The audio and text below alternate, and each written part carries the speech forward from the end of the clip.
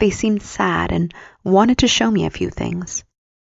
Some so hellish that I wish to forget them, but I cannot. And prophecies make me feel crazy at times. Here are a few. Hello, and welcome to Spirit Travels, where we narrate the extraordinary experiences of people who have glimpsed the other side of death. My name is Maureen, and I will be your narrator on this journey. If you enjoy this content, please make sure to like and subscribe to support our channel. Now let's begin.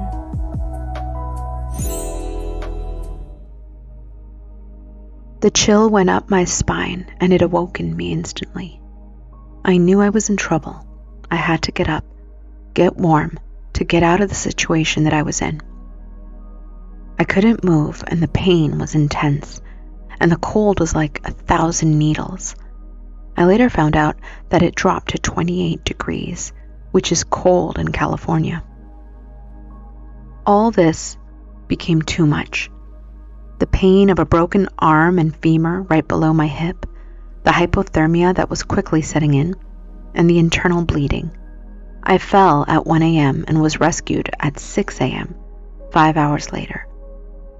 That was the last conscious memory, but not my last memory of that night.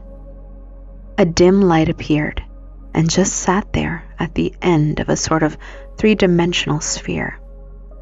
As I stared at it, it became brighter and stronger and a lot more inviting. I felt swept up in its calming, healing, and comforting effect that it had on me. It seemed to take the pain away and give me warmth. Not so much physically, but more so emotionally. That was all going to be okay if I just let go. Love is all I could describe it as. And having lived such a selfish, self-centered life for so long, love is the last thing I know about. But it was there. It, the light, was hypnotic in its own way. The way you look at a huge mountain and go, wow, awesome. Down from the light came about a dozen opaque, transparent entities, I call them, in single file, both left and right of the light. When they reached me, they played about on rocks, making me laugh and giving me joy, like a kid in a sandbox. They got my attention and immediately they appeared.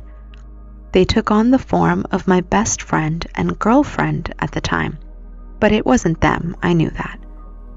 They explained that I was a good person, that I would be missed, and that this, the fall or the experience, the angels, the visions, was the only way to get my attention because I was pissed off for being in my situation. I was really angry that they would not let me go on to the light, for it had answers, knowledge, and was so loving. They seemed sad and wanted to show me a few things. Some so hellish that I wish to forget them, but I cannot. And prophecies make me feel crazy at times. Here are a few. The year was 2053. I was shot forward, and California is devastated with maybe an energy catastrophe. There's famine and despair, and despite this, man's goodwill is his saving grace, the simple act of helping out when one could.